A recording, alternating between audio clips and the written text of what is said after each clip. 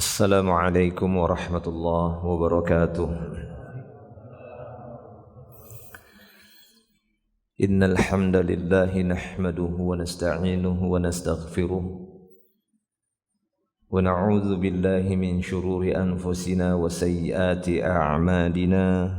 Man yahdihillahu fala mudilla lahu wa man yudlil fala hadiya lahu. أشهد أن لا إله إلا الله وحده لا شريك له وأشهد أن محمدا عبده ورسوله صلوات الله وسلامه على رسول الله نبينا محمد صلى الله عليه وسلم وعلى آله وأصحابه ومن تبعهم بإحسان إلى يوم الدين أما بعد.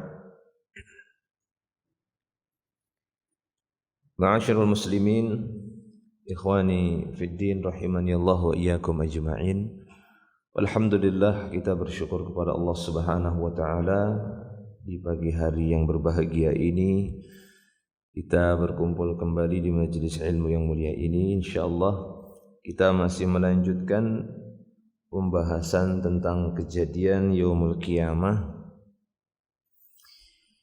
Yang terakhir pembahasan kita masih melanjutkan hari berbangkitnya manusia, yaumul ba'ats dan yaumul hasyr.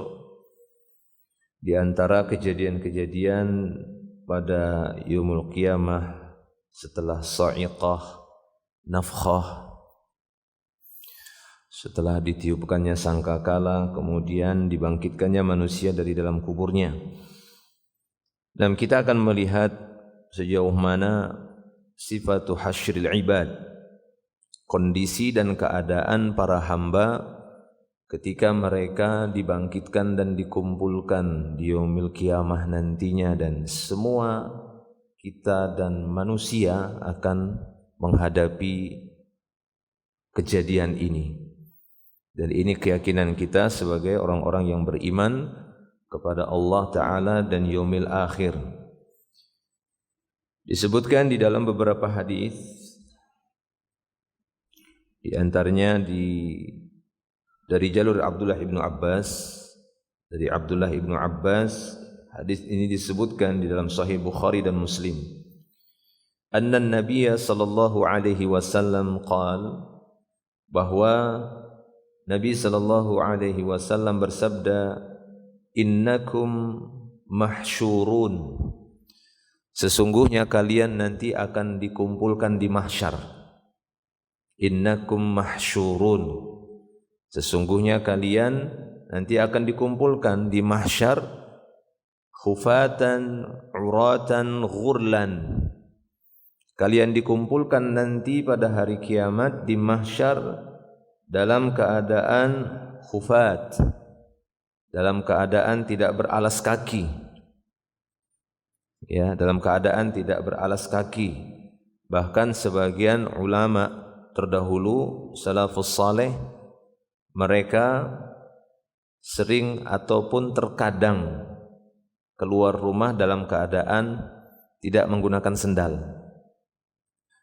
Ya, sebagai gambaran dan untuk mendekatkan mereka tentang kejadian hari kiamat, di mana manusia nanti dikumpulkan oleh Allah Subhanahu wa taala di mahsyarnya khufatan, tidak beralas kaki.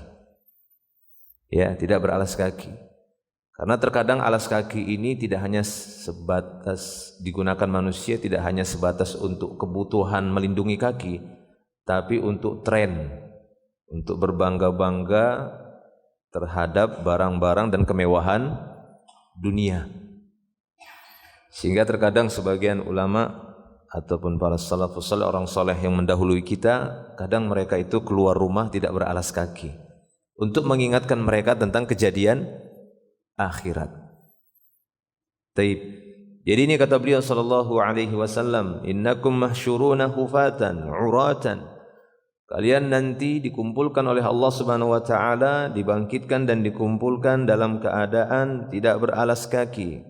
Uratan, dalam keadaan telanjang. Dari kata aurat, tampak auratnya, kelihatan auratnya, tidak beralas kaki, dalam keadaan telanjang. Ghurlan, Dan kalian nanti di mahsyar itu dikumpulkan dalam keadaan ghurl. Ghurlun itu artinya belum dikhitan. Dalam keadaan belum dikhitan, sebagaimana kita melihat anak-anak belum dikhitan, seperti itulah. Ya, atau sebagian kita mungkin pernah melihat kita belum dikhitan karena khitannya agak telat, udah gede. Ya, sudah mumayyiz. Nah, jadi seperti itu kejadiannya. Kondisi ataupun sifatu hasyril ibad. Kondisi ataupun keadaan manusia di yaumil qiyamah nanti, yaumil akhir, ketika Allah Ta'ala bangkitkan mereka dan kumpulkan mereka dalam keadaan tidak beralas kaki, telanjang, dan belum dikhitan. Summa qara'a, kemudian Nabi sallallahu alaihi wasallam membacakan firman Allah Subhanahu wa taala. Dia membacakan firman Allah di dalam surat Al-Anbiya, itu bisa didapati dalam surah Al-Anbiya ayat 104.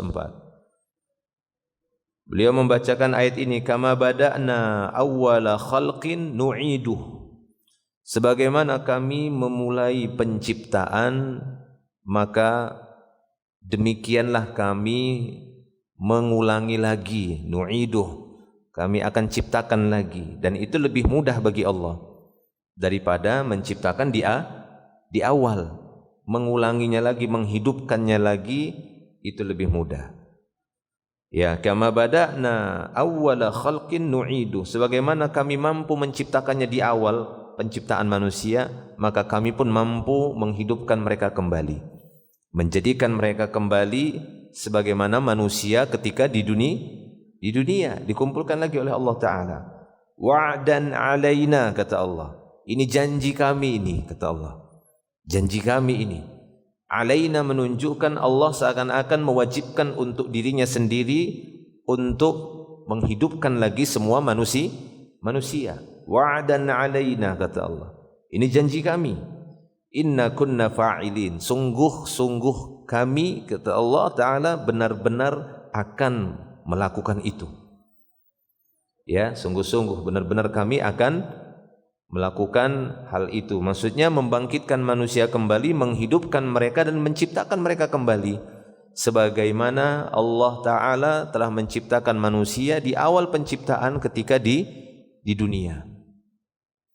Sama, ya, sama semuanya, wajah-wajahnya dan semuanya, sifat badannya, karakter badannya sama semuanya. Tidak ada yang terlewatkan kemudian yang dulunya sempurna, kemudian pada yaumil akhir kemudian ya ada dari bagian anggota tubuhnya dihilangkan, tidak, kecuali nanti itu bagian dari siksaan-siksaan di neraka jahanam. Baik. Nah, itu di antara dalil yang menunjukkan tentang sifatu hasyril ibad, keadaan dan kondisi dikumpulkannya manusia nanti di mahsyar. Di sana ada hadis yang lain, berarti disebutkan juga dari jalur Aisyah radhiyallahu anha,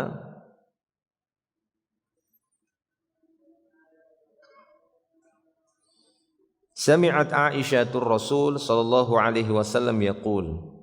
Suatu saat Aisyah radhiyallahu anha pernah mendengar Rasulullah sallallahu alaihi wasallam bersabda. Beliau bersabda, yuhsyarun nas yaumal qiyamah hufatan uratan ghurlan. Kata beliau sallallahu alaihi wasallam, nanti manusia itu dikumpulkan oleh Allah Ta'ala di mahsyar pada hari kiamat dalam keadaan tidak beralas kaki, tidak berpakaian ataupun telanjang, ghurlan, dan tidak berkhitan. Qalat, maka Aisyah radhiyallahu anha yang mendengar ucapan beliau sallallahu alaihi wasallam, dia pun berkata, ya Rasulullah, wahai Rasulullah, ar-rijalu wan nisa jami'an, laki-laki perempuan campur baur, kumpul, enggak berpakaian. Ya, nah, ini kan manusia gitu ya, namanya manusia, akalnya hanya sampai di situ. Dikumpulkan dalam keadaan tidak berpakaian, dalam keadaan kelihatan uratan. Ya Rasulullah, kata Aisyah radhiyallahu anha, ar-rijalu wan nisa jami'an, laki-laki perempuan ngumpul, kemudian tidak menutup auratnya, itu gimana? Yanzuru ba'duhum ila ba'din, ya pastinya sebagian mereka akan lihat aurat sebagian yang lainnya. Ini menurut persepsi ya Aisyah radhiyallahu anha ya, dengan keterbatasan daya fikir manusia yang tidak mungkin dan tidak mampu untuk menjangkau kehendak Allah Subhanahu wa taala. Allah kan maha kuasa atas segala sesuatu. Dia bisa menjadikan sesuatu yang itu tidak bisa masuk ke dalam akal kita, dalam hitungan kita enggak bisa. Gimana seperti itu? Tapi demikianlah Allah Subhanahu wa taala, dia adalah Khaliq yang tidak ada satupun menyamainya karena dia Khaliq. Adapun makhluk sama. Ya, ada sisi kesamaan. Baik, maka Nabi sallallahu alaihi wasallam pun berkata pada waktu itu, qal ya Aisyah, wahai Aisyah, al-amru ashaddu min an yanzura ba'duhum ila ba'din. Muttafaqun alaih. Di sini diriwayatkan Bukhari dan Muslim, sepakati kesahihannya.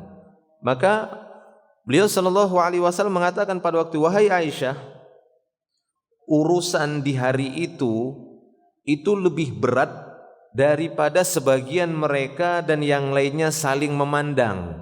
Saking ketakutannya waktu itu, ya, keguncangan dan huru-hara dikumpulkan pada waktu itu semua manusia, sampai-sampai mereka enggak memperhatikan lagi satu dan yang lainnya, enggak sempat lagi memperhatikan aurat orang lain, saking sibuknya pada waktu itu dan ketakutannya pada waktu itu, dan bertanya-tanya tentang dirinya ini gimana, ya, akhir dari kehidupannya di yaumil akhir, apa yang akan terjadi, apa yang dia dapatkan, sebuah rahasia yang membuat jantung ini berdebar-debar ketakutan.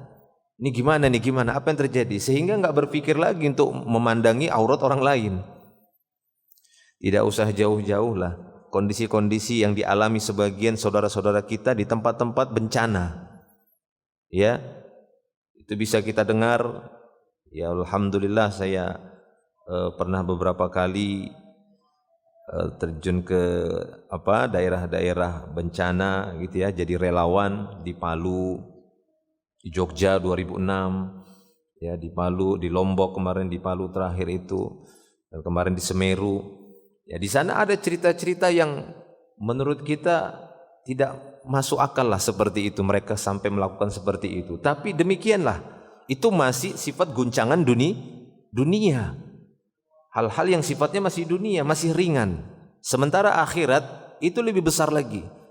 Wala adzabul akhirati akbar, kata Allah. Lau kanu ya'lamun. Sungguh siksaan nanti di hari akhirat itu lebih akbar.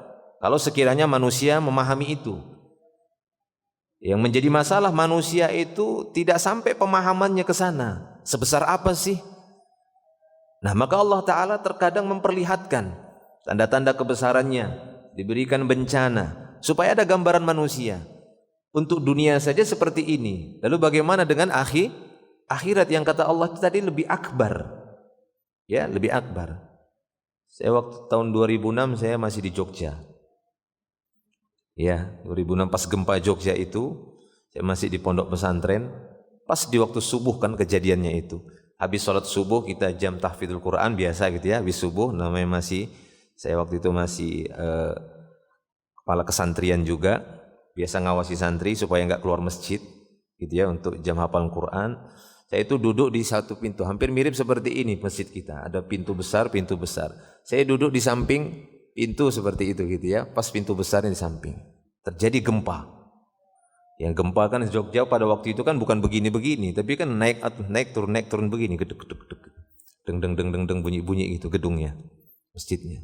Tiba-tiba guncangannya kuat, beruntuhan dinding-dinding atas itu jatuh. Kita mengelak sana mengelak sini. Tapi saking memang ketakutannya waktu itu, saya enggak tahu ada pintu sebelah saya. Saya lari ke pintu sebelah sana. Ya, itu cerita saya pribadi. Saya lari itu. Sampai ada yang saudara saya, teman saya juga itu, dia bukan lagi lewat pintu, lewat jendela, padahal pintu besar sebelahnya dia. Ya, dan lewatnya itu bukan apa-apa, dia seruduk, dia seruduk pakai kepalanya, saking takutnya dia seruduk. Tapi enggak sempat ketawa lagi kita itu. Setelah cerita baru sudah selesai, sudah jauh hari, baru kita ketawa. Ya, mengingat kejadian itu kita ketawa.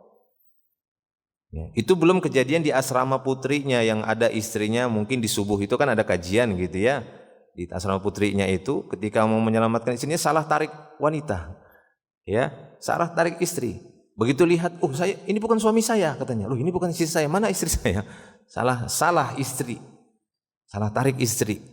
Saking kacaunya untuk menyelamatkan ya istrinya, keluarganya. Jadi seperti itu dunia saja saya rasakan begitu galaunya kita dan guncangnya kita sehingga kita sudah enggak sadar lagi ini mana pintu, pokoknya apa yang paling kita lihat itu bisa menyelamatkan. Nah, demikian ya. Jadi wajar saja ketika Nabi SAW menyampaikan ini, Aisyah radhiyallahu anha ya secara umum bagaimana pikiran manusia ketika berkumpul kemudian tidak menutup aurat, saling lihat dong satu dan yang lainnya, itu wajar muncul dalam pikiran manusia yang sangat dangkal. Maka Rasulullah SAW ingin memberikan pemahaman dan pengertian.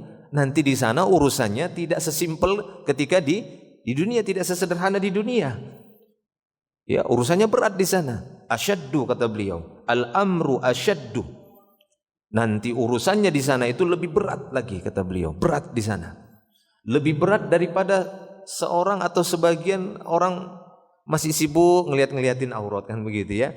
Biasanya kan dalam keadaan keramaian di pasar gitu ya, ramai, hilir mudik dan satu yang lainnya. Masih ada sebagian orang mungkin memperhatiin aurat-aurat gadis yang mungkin perempuan yang enggak nutup auratnya masih dia sempat perhatikan. Tapi kalau sudah terjadi guncangan, kekacauan di situ, masih sempat dia untuk ngelihat-ngelihat itu. Dia ditabrak sana sini mungkin ya. Jadi untuk di dunia saja kita dapati kondisi menakutkan itu mengakibatkan kita tidak bisa lagi memperhatikan satu dan yang lainnya. Jadi ini gambaran dan sebagian keadaan yang diceritakan oleh Nabi SAW ketika nanti manusia dikumpulkan pada mahsyar, ya, pada yaumil hasyr.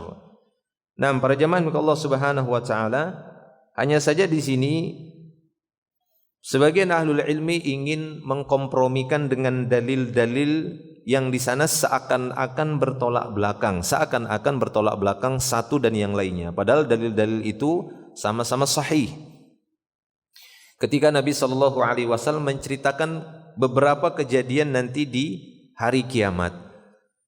Di sebagian riwayat hadis Nabi SAW menyebutkan di antaranya hadis sahih, beliau SAW bersabda, "Innal mayyit yub'atsu fi thiyabihi allati yamutu fiha." Kata beliau SAW, sesungguhnya nanti mayit akan dibangkitkan itu dengan pakaian yang dia meninggal dengan pakaian itu. Nah, ini kan kelihatan seakan-akan berbeda maknanya, terjadi kontras, ya, ta'arud, bertolak belakang.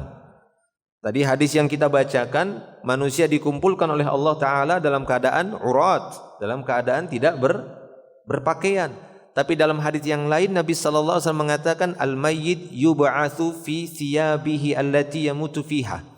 Mayit itu nanti ketika dibangkitkan dalam keadaan berpakaian dengan pakaian yang dia mati dengan pakaian itu. Ya, jadi nanti seperti itu, manusia dibangkitkan dengan pakaian yang terakhir sekali dia pakai saat dia meninggal dunia. Itu satu. Kemudian di antara dalil yang lainnya, Nabi SAW juga bersabda, "Yub'atsu kullu 'abdin 'ala ma mata 'alaih." Kata beliau SAW bahwasanya manusia itu nanti atau setiap hamba nanti dibangkitkan dalam keadaan kematiannya. Yub'atsu kullu 'abdin 'ala ma mata 'alaih. Setiap hamba nanti dibangkitkan dalam keadaan dalam kondisi kematiannya. Bagaimana kematiannya? Nah, seperti itu. Ya, seperti itu nanti dia dibangkitkan. Nah, ini dijadikan oleh para ulama ya sebagai sebuah sebuah karya ilmiah ketika mereka mendapatkan beberapa dalil ini dan memberikan rincian-rincian.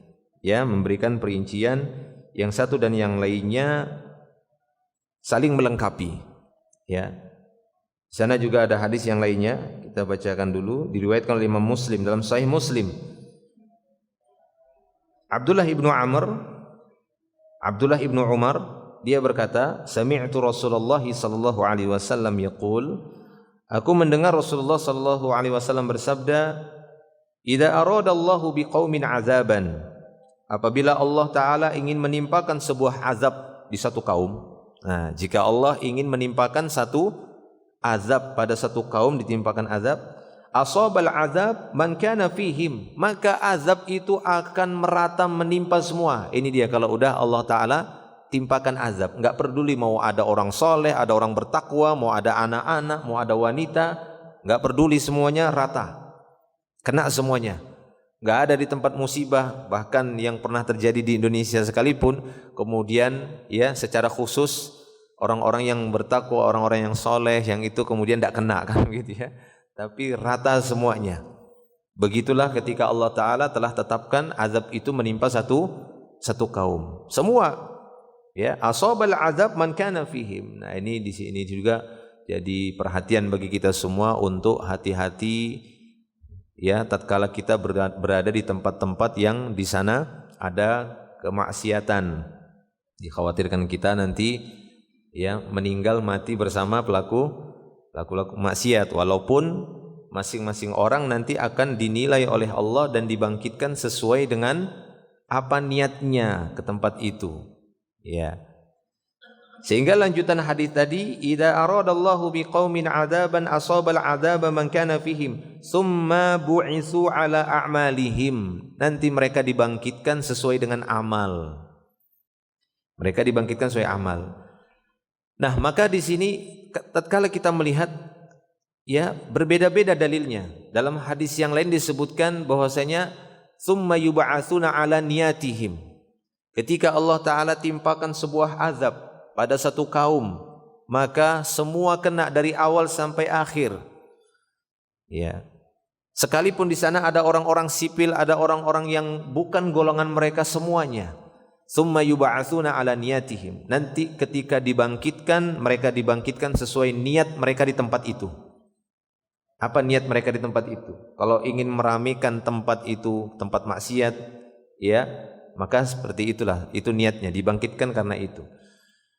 Ya, tapi kalau niat mereka hanya sebatas untuk lewat atau niat mereka ingin menasehati, nah ini beda-beda. Nah, Allah Ta'ala akan bangkitkan nanti setiap hamba sesuai dengan niatnya saat meninggal dunia di sana, di tempat itu. Nah, tatkala kita kumpulkan atau para ulama mengumpulkan dalil tadi, sebagian menyebutkan dia dibangkitkan dan dikumpulkan dalam keadaan telanjang, ada yang disebutkan dalam keadaan berpakaian dengan pakaian yang terakhir sekali dia pakai saat meninggal, ada yang dibangkitkan sesuai amal, dibangkitkan sesuai niat. Ini bagaimana kondisinya? Yang lebih terlihat kontras itu adalah dalil tadi bahwasanya Allah Subhanahu wa taala akan mengumpulkan atau manusia akan dikumpulkan nanti dalam keadaan telanjang. Tapi dalam hadis yang lain beliau mengatakan bahwasanya mereka dibangkitkan itu nanti dalam keadaan berpakaian. Terlebih lagi ketika Nabi sallallahu alaihi wasallam menjelaskan para syuhada.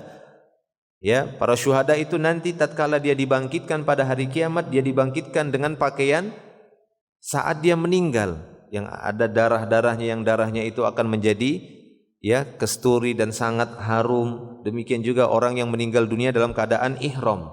Kata beliau, kafinuhu bisaubai, kafani orang yang meninggal waktu ihram itu dengan dua pakaian ihramnya.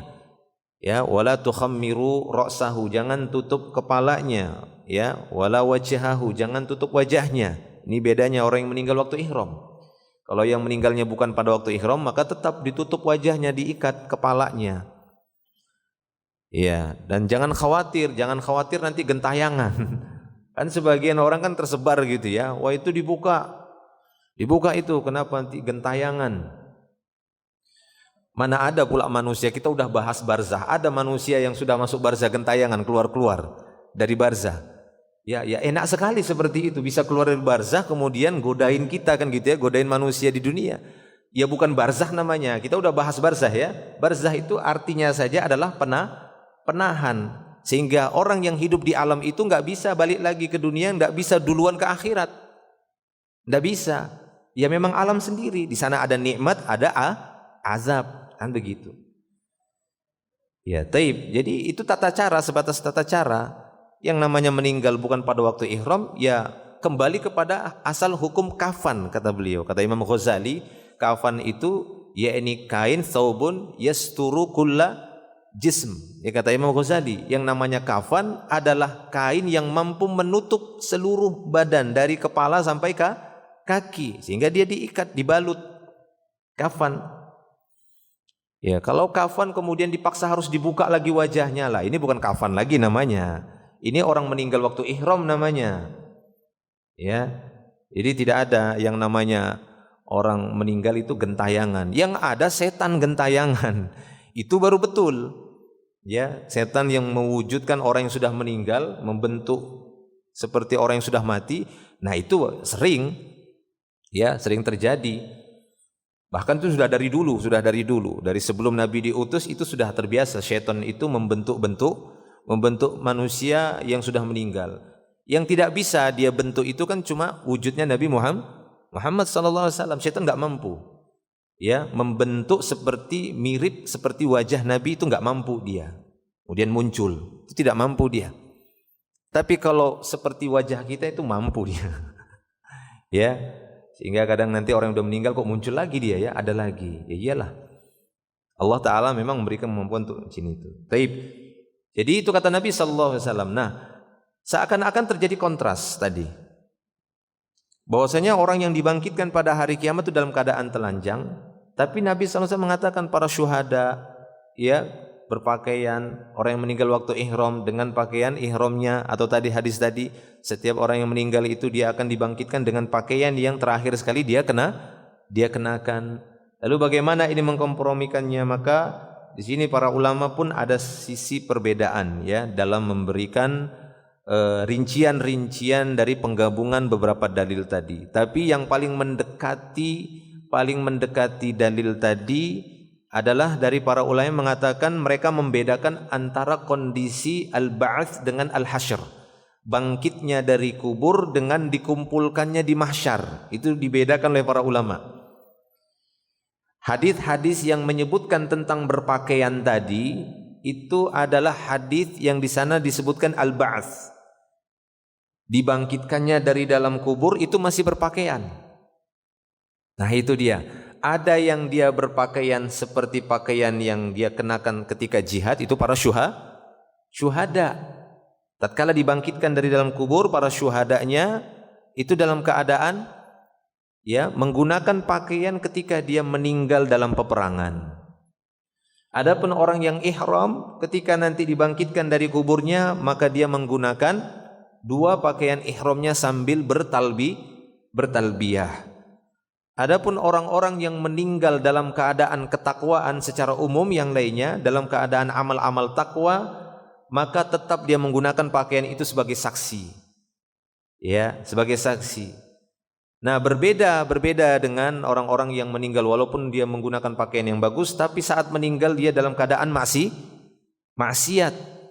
Ya, maka orang yang seperti ini tidaklah dianggap pakaiannya tersebut walaupun bagus saat meninggal, tidak dianggap itu pakaian yang baik. Karena pakaian ketakwaan itu adalah amal saleh, ya, saat dia meninggal dunia. Walibasut taqwa dzalika khair, dan pakaian ketakwaan itu adalah kebaikan. Nah, di situ bentuk kompromi dalil-dalil tadi dari para ulama, bahwasanya yang menunjukkan manusia masih berpakaian itu nanti saat dibangkitkan dari dalam kubur. Manusia itu masih tetap berpakaian, belum telanjang. Dia masih menggunakan pakaian terakhir sekali dia meninggal, atau pakaian terakhir sekali saat kondisi dia beramal soleh ataukah beramal yang toleh. Sebagai saksi, pakaian itu akan jadi saksi bahwasanya ketika dia meninggal menggunakan pakaian itu, tapi tujuannya untuk kebaikan. Orang itu meninggal dibangkitkan dengan pakaian itu sebagai saksi bahwasanya ketika dia meninggal melakukan kemaksiatan. Tapi tatkala nanti dikumpulkan di mahsyar setelah dibangkitkan, mereka semua dalam keadaan kehilangan pakaian. Ini penggabungan para ulama membedakan antara saat berbangkit dan saat dikumpulkan di mahsyar. Hadis yang disebutkan oleh Nabi tadi yang diceritakan kepada Aisyah itu adalah hadis yang menceritakan tentang mahsyar, bukan berbangkit dari kubur. Hadis-hadis yang menunjukkan pakaian itu tentang berbangkit, ya, tentang bangkitnya manusia, keluarnya manusia dari dalam kubur. Afala ya'lamu idza bu'thira ma fil kubur. Ya, tidakkah manusia itu mengetahui bagaimana nanti ketika manusia itu dibangkitkan dari dalam kuburnya, itu masih berpakaian.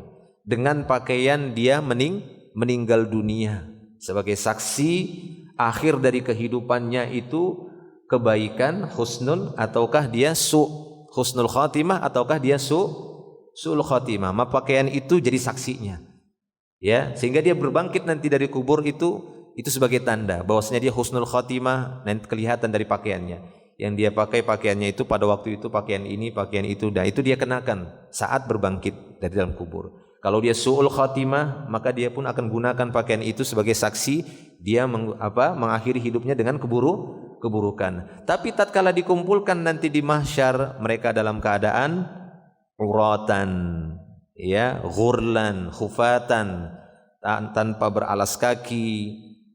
Pakaian-pakaian yang mereka bawa tadi saat berbangkit, yang itu dari dalam kuburnya saat terakhir sekali mereka meninggal di akhir kehidupannya di dunia, itu mereka terlepas, dan mereka dikumpulkan di mahsyar. Nah, ini kejadiannya. Bagaimana itu waktunya? Allahu a'lam. Berapa jarak waktunya itu?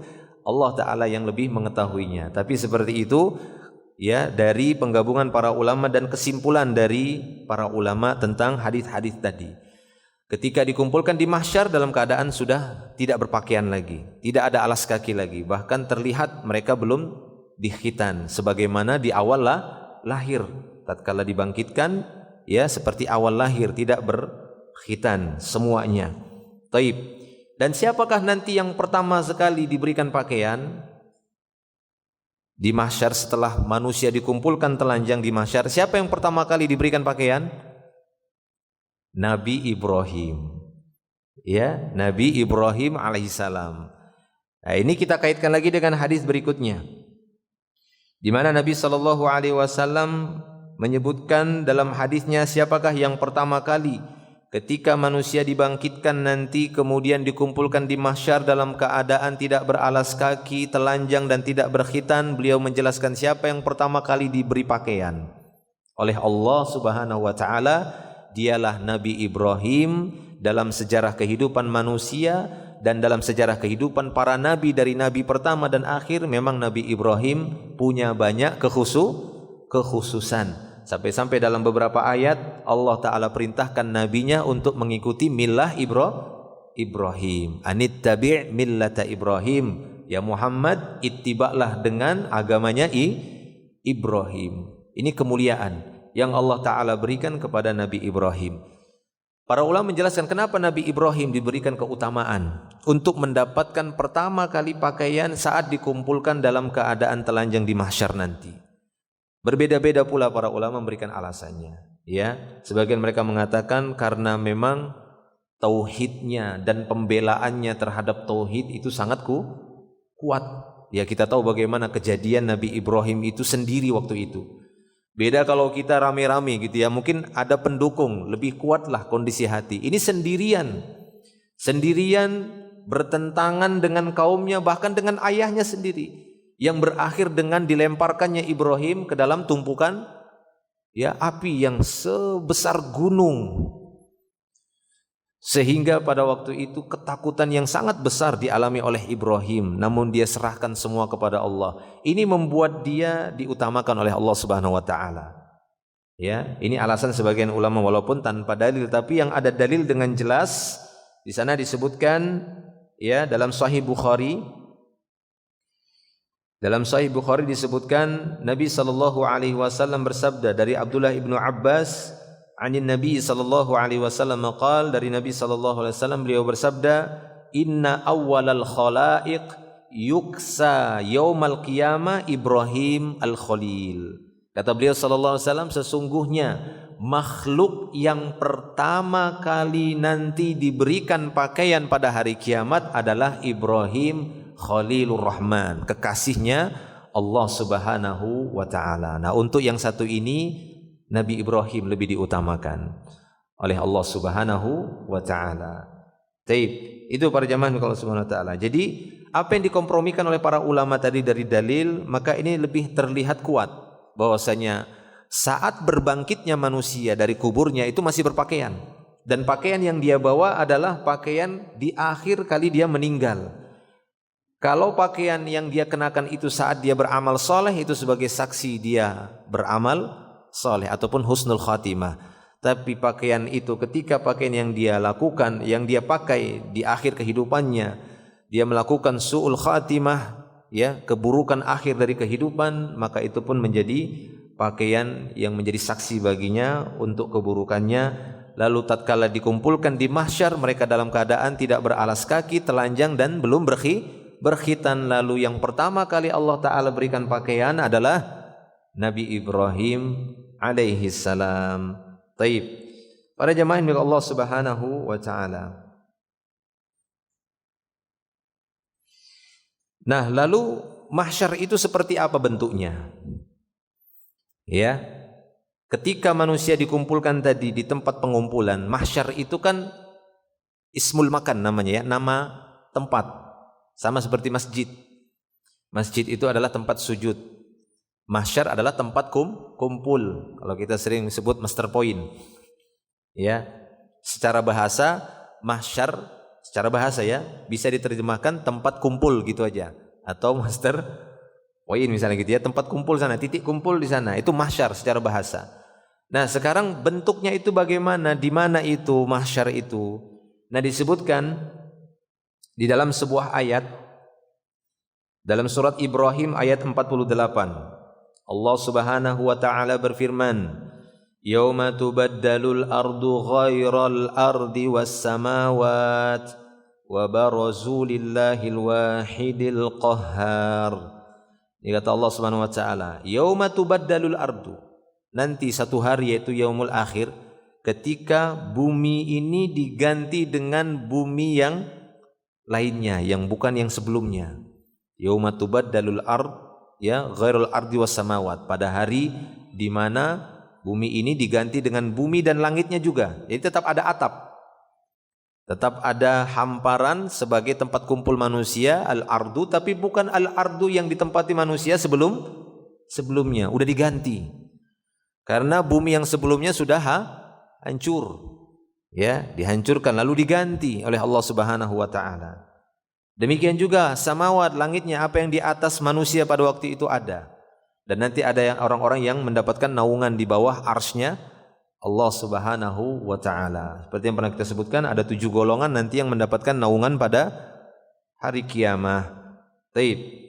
Wa baruzul wahidil qahar, dan nanti manusia semua akan digiring untuk zat yang Maha Esa, yaitu Allah Subhanahu wa taala, Al-Qahhar, yang Maha Perkasa.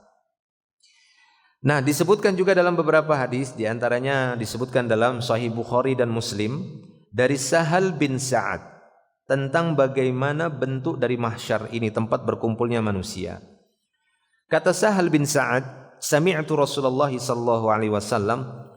Aku mendengar Rasulullah sallallahu alaihi wasallam bersabda, "Yuhsyarun nas yaumal qiyamah."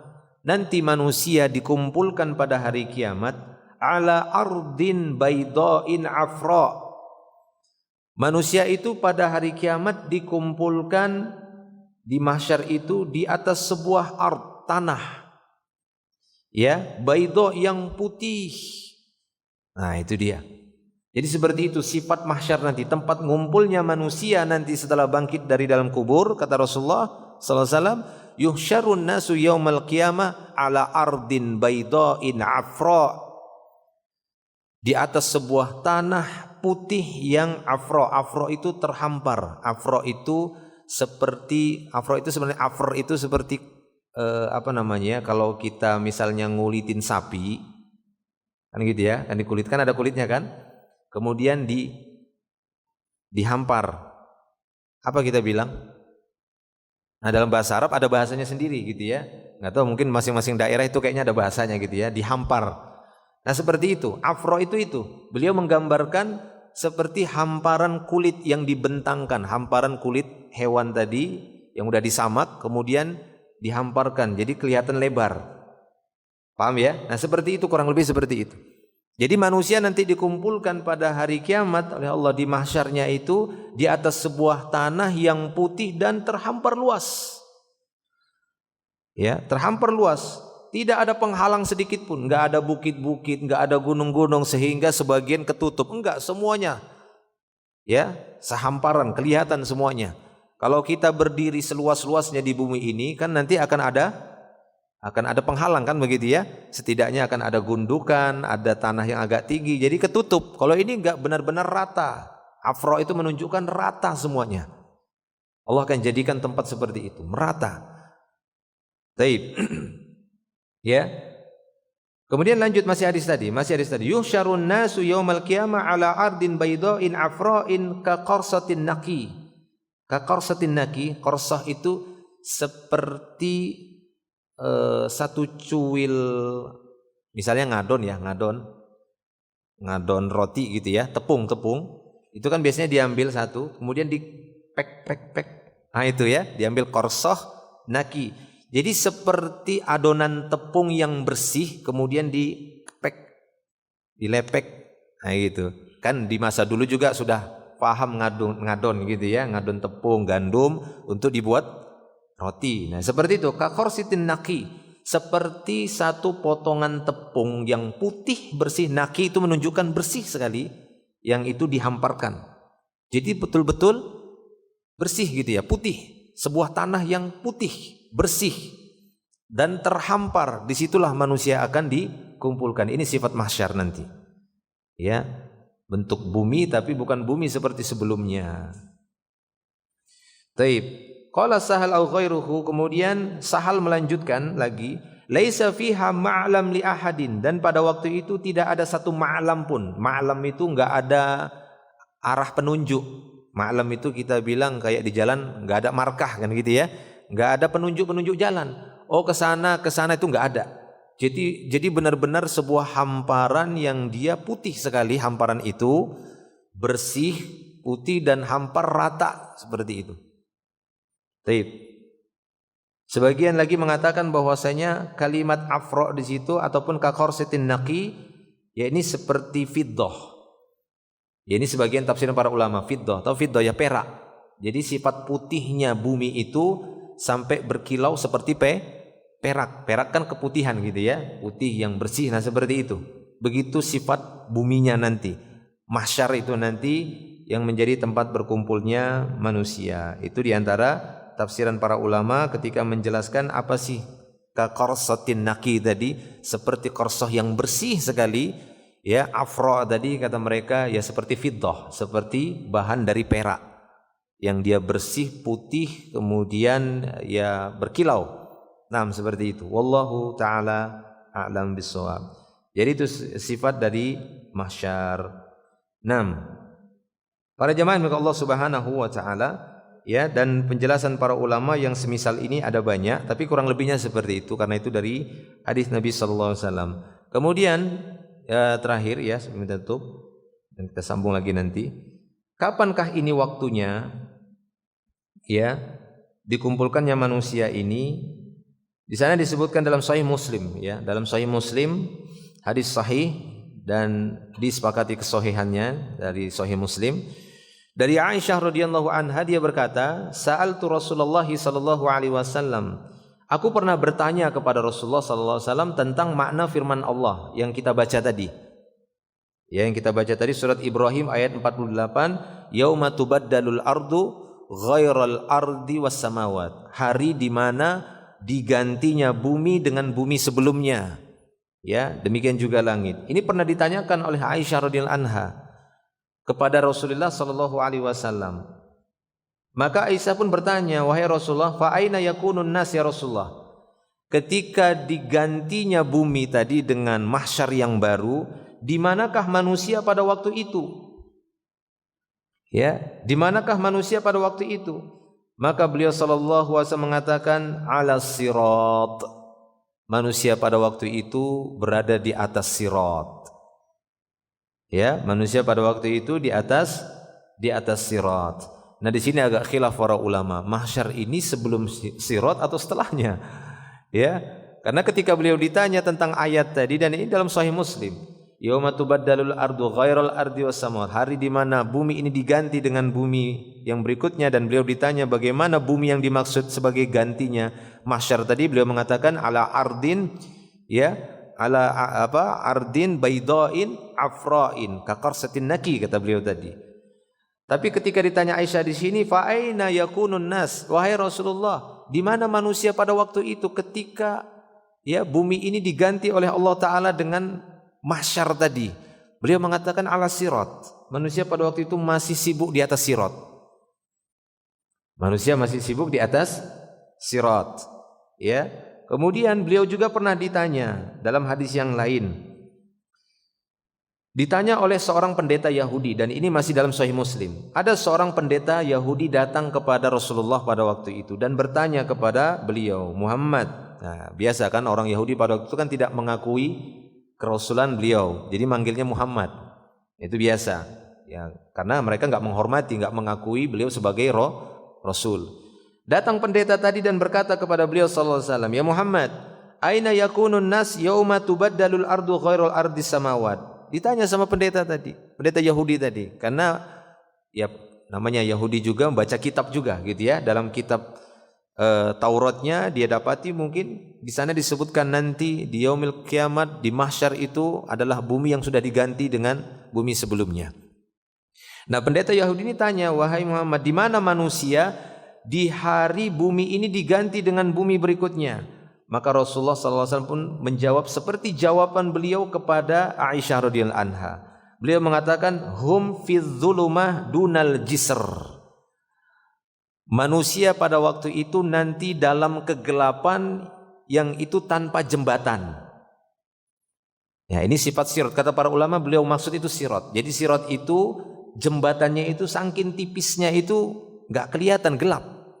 Kecuali orang-orang yang diberikan cahaya, ya, maka mereka akan melewati titian sirat itu dengan cahayanya, sebagaimana firman Allah Taala, yauma taral mu'minina wal mu'minat yas'a nuruhum baina aydihim wa bi aimanihim.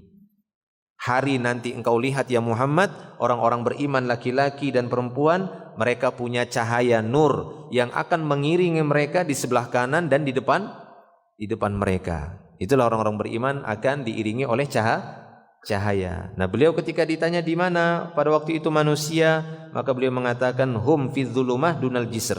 Mereka dalam sebuah kegelapan yang harus mereka lewati tapi tanpa jembatan. Ya, kalau ada jembatan enak kan gitu ya, tinggal jalan. Ini tidak. Jembatannya itu hampir tidak terlihat sehingga sebagian mensifati jembatan ataupun jisr yang ada pada sirat itu sangatlah tipis.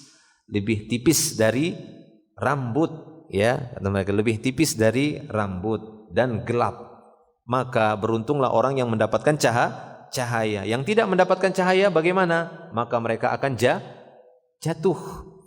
Ya, wallahu taala a'lam bishawab. Maka dari itu, ini adalah sifat mahsyar.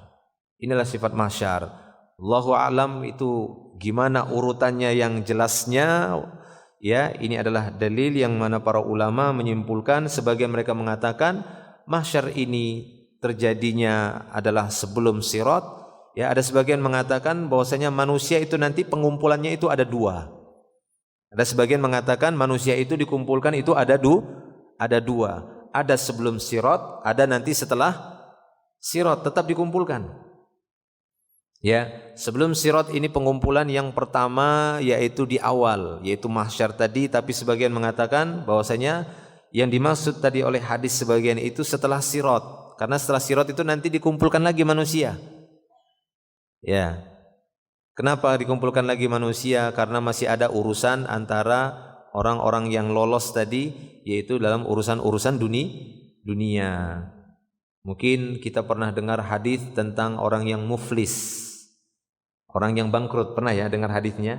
Yang dia datang nanti pada hari kiamat dengan membawa pahala solat, puasa, zakat, pokoknya ibadah antara dia dan Allah itu diterima di sisi Allah. Tapi dia ketahan, setelah sirat dia masih ketahan.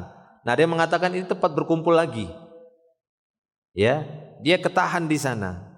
Kenapa? Karena dia masih ada urusan dengan manusia, dia pernah mengambil harta manusia, dia pernah mungkin menjatuhkan kehormatan sesama manusia. Nah, itu dikisos dulu sehingga pahala dari puasanya, pahala dari sholatnya itu diambil untuk menutupi kezolimannya kepada manusia, dan itu belum selesai.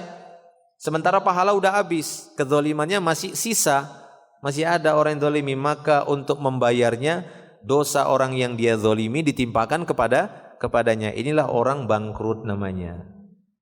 Ya, dia harus mempertanggungjawabkan itu, akhirnya dia balik lagi harus dilempar ke neraka. Taib. Wallahu taala a'lam bishawab. Intinya di sini beliau sallallahu alaihi wasallam menjelaskan bagaimana sifat mahsyar itu, bentuk buminya, adapun tadi itu di manakah manusia saat digantinya bumi dengan bumi yang baru. Beliau mengatakan ya ini tadi alas sirat, ya di atas sirat, untuk ya lebih nanti bagaimana aslinya itu kejadiannya pada yaumul qiyamah. Adapun kita secara mutlak keumuman kita meyakini tentang kejadian hari kiamat dan kejadian-kejadian di yaumil akhir nantinya. Wallahu a'lam bishawab. Ini dulu yang bisa saya sampaikan pada pertemuan kali ini. Semoga menjadi tambahan ilmu dan menjadi pelajaran bagi kita semua, dan untuk mengingatkan kita kembali tentang yaumil akhir, bahwasanya kehidupan yang abadi adalah kehidupan akhir nantinya. Ini semoga menjadi motivasi bagi kita semua untuk memperbaiki diri dan untuk memperbaiki amal kita dan memperbagus amal kita, dan lebih meluruskan niat kita dalam beramal, karena sungguhnya keberuntungan tidak hanya sebatas di dunia, tapi keberuntungan adalah keberuntungan di dunia, terlebih lagi di akhirat, sebuah kehidupan yang tidak ada kesudahan.